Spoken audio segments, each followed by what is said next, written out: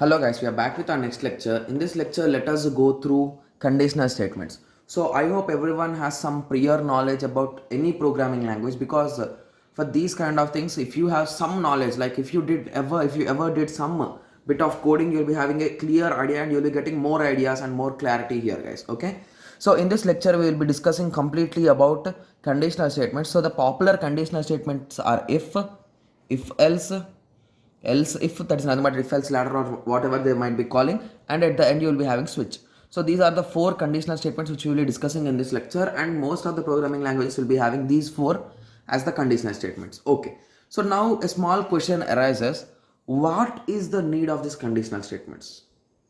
Okay, so the basic need of this conditional statement is, so there could be some tasks, right? So if one thing happens, you will be doing this thing. If other thing happens, you will be doing other thing. Okay, assume that you are going outside. Okay, you want to you planned a trip and you are going outside. So the decision is that, is it raining outside? So it is a rainy season. So if it will rain, you will not be going outside. So you are going by walk, assume in that way. Okay, so you will be checking, is raining. So it is nothing but, if it is raining, you, if yes, you will not go outside. If it is not raining, you will go outside and you will enjoy with your friends, right? Yes. So this is the need of condition. So even in our basic life, we are seeing these kind of conditions. We use these conditions every day, guys. Okay, so conditions, you can say that these are nothing but the decision taking statements, guys. So basically we will be taking decision based on the condition. That is the reason why these are called as conditional statements. Okay, so let us go through some theory and we'll be directly going through some examples and theory continuously. Okay, so conditional statements are used to decide the flow of execution based on different conditions. If the condition is true, you perform one action, and if the condition is false, you will do another action. Condition: if true, this statement; false, this statement. At the end, you will be continuing with the rest of the code. Only these statements. So it might be a single statement or n number of statements. Here also single statements or n number of statements. It depends.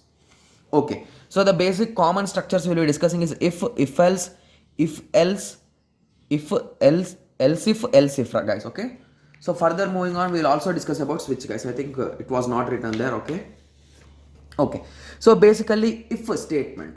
So if, so basically assume that if you get a lottery, so assume the statement, if you got a lottery, you will collect the money, the cash price, or you will buy something with the money, you will buy a house with that money, right? Assume in that way. So this is a single statement, right? So I am saying, if I get a lottery, I'll buy a house, right? Yes. So this is nothing but the condition, guys. So what is the condition in this whole statement?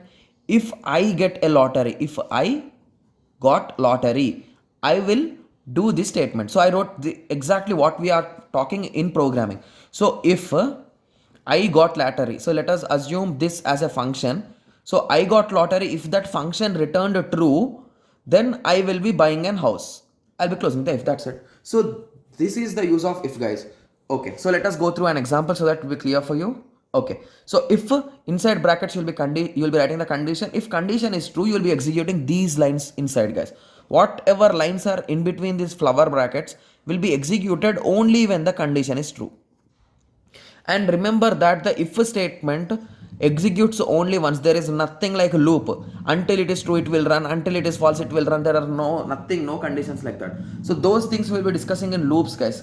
Basically, remember that the conditional statements are one-time statements. You can call it again if it is in a function, but they are executed only once. That's the main thing. Okay. So let us take a small example. So here we are checking whether a guy or a girl is adult or not. Okay.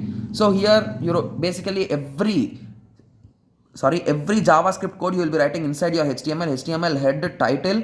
In the script you will be writing the text. Your script is the JavaScript script. So you wrote var age prompt, please enter your age. Okay, so you asked the user to enter his age. He entered his age. So now the age, let us assume his age is 20. So he entered his age 20. Now age is equals to 20. So if age greater than 20, so you want to check, right? So if he is an adult, the age will be greater than 20. If it is less than 18, he is not adult, right? Okay. So if age is greater than 18, document dot write you are an adult. After that you are doing break. Okay, guys, when you are writing these kind of codes, please write in the next line, guys, because I have tried to increase the font size. These things have just messed up. Okay. So I hope everyone got a clear idea with this, right? So basically you will be writing if some condition. If the condition is true, you will be printing this. Else, you will be just going outside. That's it. There is nothing, no chance of else here, basically.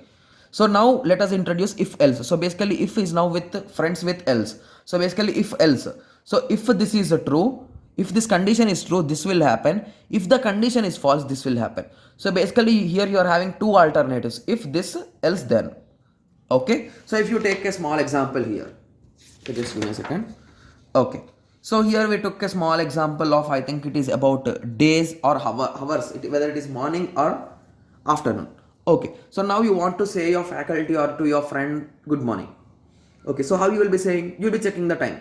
Whether it is morning or afternoon. Based on that you will be doing. So basically we will be rarely saying good morning or good afternoon to our friends. Assume that you are composing a mail to your faculty or to your principal or to your HOD. You will be checking, right, whether to say good morning or good afternoon. So that is the reason why we wrote a small code for it. Assume in that way. So this is our question. So it is asked to check whether the time is morning or evening. Okay. So initially you will be writing always the script will be written inside HTML. So you wrote HTML head inside title. You wrote the title, some title that is nothing but if else statement. You closed the title. Again you wrote a script.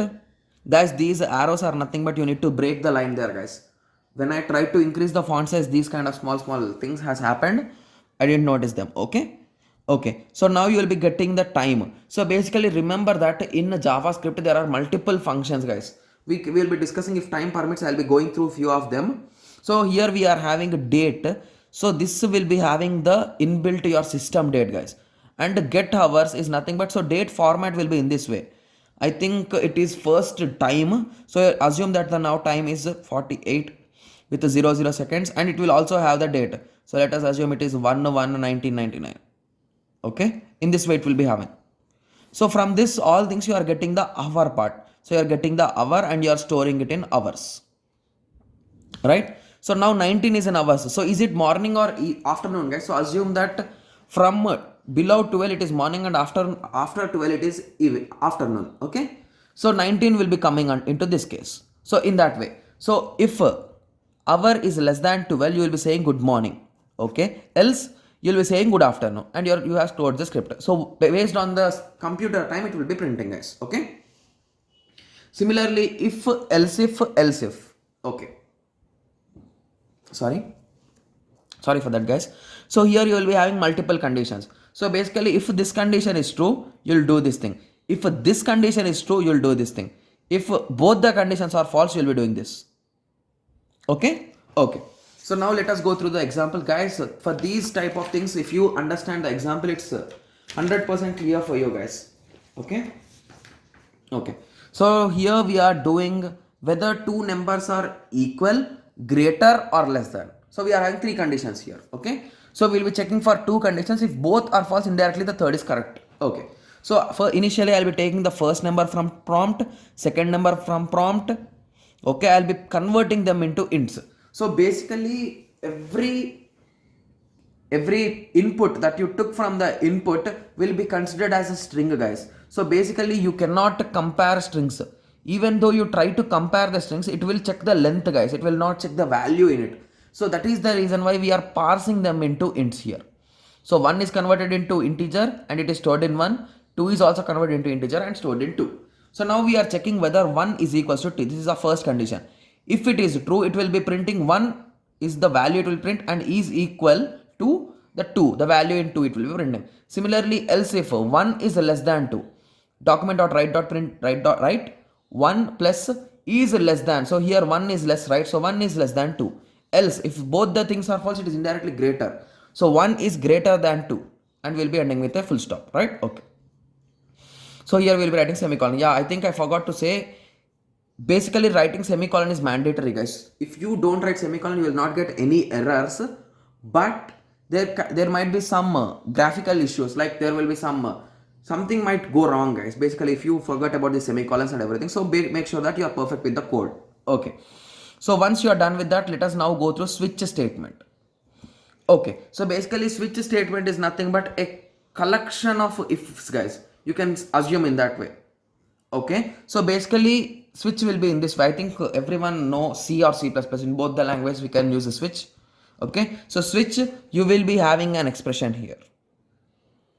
Okay, so assume that you are doing switch of X. So it will indirectly search for X.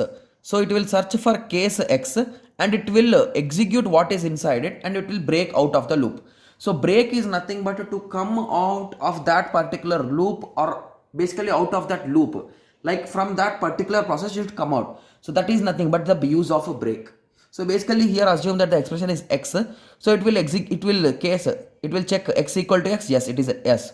So it will execute what is inside it and it will break outside. So if you forget the break, it will go again to case Y and it will check Y is equals to X. No, it will skip in that way. So at the end of this, you will be writing a default case, guys.